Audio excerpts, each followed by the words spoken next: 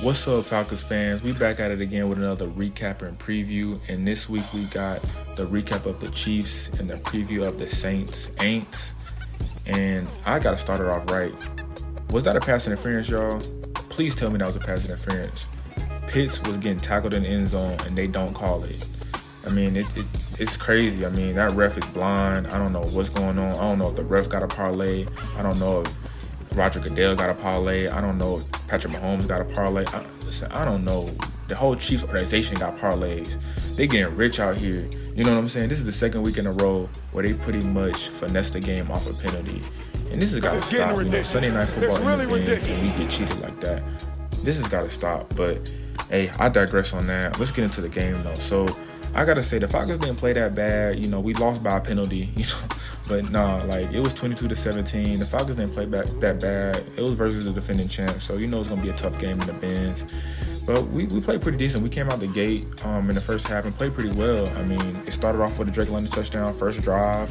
And then on the other end, Justin Simmons got a pick on Mahomes in the end zone. And listen, I don't know if Justin Simmons just Mahomes' kryptonite. I don't know if they got beef. I don't know. But Justin Simmons a dog, man. Like, I'm glad we picked him up. He's a dog. But like I said, like we played good in the first half, and then in the second half we just kind of fell off. Like, but I have to be a little lenient.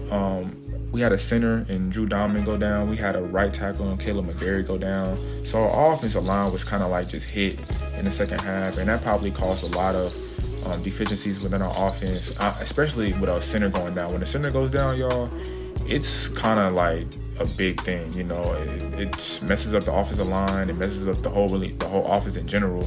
So that probably played a big factor in us really not moving the ball and playing our style of offense in the second half. But look, that it's still the NFL. Players got to step up and do their thing. So I can't even use that as an excuse. But in that second half, it was bad. I ain't gonna lie, it was bad. The Chiefs are pretty much using up all the clock, running the clock down, and just playing their style of play and just playing their game. And we couldn't do nothing but get a field goal. So can't really blame that on the defense at all, because the defense plays off the offense plays off the defense. That's just complimentary football. And the offense just didn't do their job in the second half, and our defense was tired out there. You know, can't stop the Chiefs. It's the Chiefs. You know, you can't just stop the Chiefs every single time. They're going to get their field goals. They're going to get their touchdowns. Like I said in the last video, if we held the Chiefs to 25 points, we got a chance to win this game. We held the Chiefs to 25 points. They only scored 22, and our offense had the chance to score, you know, and win the game. But it just didn't happen. So I would say the biggest letdown of this offense was definitely the run game. So Bijan Robinson had 16 carries for 31 yards and like 2 yards a carry, which is terrible. I hope he never has a game like that again. And Tyler Algier went for like 7 carries and like I think 32 yards and like 4.5 yards a carry, which is decent. I ain't gonna lie, that's pretty decent. But my take from that is just that Tyler Algier got to get more carries. He need to get at least 10 to 15 carries a game.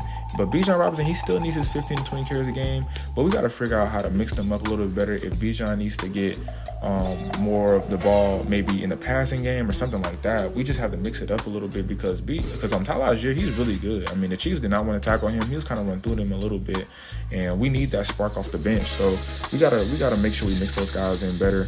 And I know everybody want to talk about the crazy play calling at the end by the OC. And look, let's get into this. So we did have a chance to win this game despite that non-PI call, that missed PI call on Pitts. We still had a chance to win this game late in the fourth quarter. And I gotta say, I mean, the play calling wasn't great. I agree to that. But people that's saying that we should have kicked 2 field goals instead of going for it on fourth down, come on, like you don't know football. You don't know football. So pretty much what happened in this game is that Mahomes in the second half, he was unstoppable. I mean, the Chiefs were unstoppable. Their offense was unstoppable. They was going on 10, 15, 17 play drives. I mean, you want to give them the ball back and they using up 8 minutes off the clock? Crazy. Like, you know what I'm saying? Like, if we would have kicked the field goal and we would have gave them back the ball, they would have ran the clock out. Mahomes would have been like, oh, thank you for this game. Literally, he would have been like, that's a gift to him. So the OC, the head coach, the offensive coordinator, the defensive coordinators, they sitting there talking about this throughout the game to see, you know, what they need to do. Do they need to go on a fourth down? Do they need to try to kick the field goal? They have these conversations, trust me. And by all means, our head coach have faith in our offense to get a touchdown and win the game so we can walk out of there with a dub. It just didn't happen. Now, I will blame Zach Robinson, the OC, that he definitely should have not ran that dumb side. I don't know what that run was on that 4th and inches play. Like, I never seen an OC call something that crazy. Like, we could have brought Michael Penix Jr. in and just did a quarterback sneak if we didn't trust Kirk. Like, why did we run that play in that 4th down? But credit to that linebacker Nick Bolton, 32 on the Chiefs, because that was a great play. I mean, he filled the gap perfectly, and it was blocked up. So if he would have missed that tackle, we might have would have got that 1st down. But that was just a bad play call. He should have just ran it right down the gut, something. Like, that was a bad play call. But by all means, like, it's not a bad decision to go for it. Kicking a field goal wouldn't have done it justice, because I'm pretty sure Mahomes would have drove down there and just probably still ran the clock out, and they still would have won. So let's just settle that. But overall, it was a decent game. I can't be mad. We still got to get better. We still a fresh new team. We just had a tough season to start off with. So, but let's move on to Aints week. So rivalry week, big rivalry week, and we got to get this dub, y'all. I ain't gonna lie. Like, we 1-2. We 1-2 right now, and we can't get 1-3. We can't be 1-3. I mean, 1-3 is that's a little hole you got to climb out of, especially when this is a division game.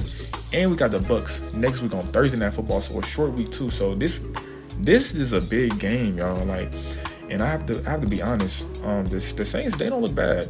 They don't look bad. They're a decent team. They're a really decent team, and they got a high-powered offense. So they got the Alvin Kamara, they got the Chris Olave, they got the Raheem Shaheed, and Derek Carr. As much as y'all like to clown him, he's not a bad quarterback. He's a decent quarterback. But I got to give y'all the pointers for this game. So on the defense side of the ball, we definitely have to pressure Derek Carr. If he gets comfortable, it's going to be a long night. If we get to him, it's going to be a good night for us, because Derek Carr, he's not a great quarterback or anything like that, but if he gets comfortable back there, trust me, he's going to dial it up. He's going to give it to his playmakers, and it's going to be a long night. But when I tell y'all Derek Carr does not like pressure, I'm telling y'all, he hates getting rushed. He hates getting sacked. He hates getting a lot of pressure in his face. He will throw a pick.